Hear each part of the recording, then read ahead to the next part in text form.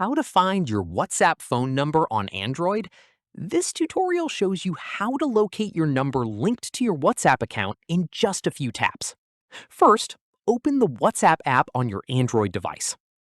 After that, tap on the three dots at the top right of the screen. From there, tap on Settings. At this point, tap on your name at the very top of the settings page. Let me show you. Your phone number is displayed right below your name.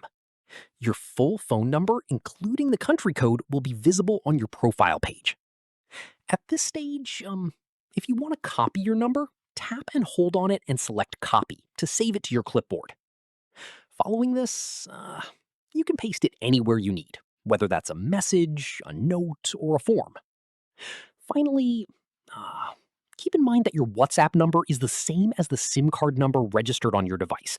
So if you've recently changed SIMs, make sure to update your number in WhatsApp to avoid any issues with your account. And that's it.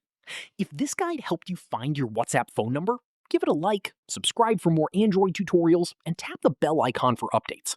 See you in the next one.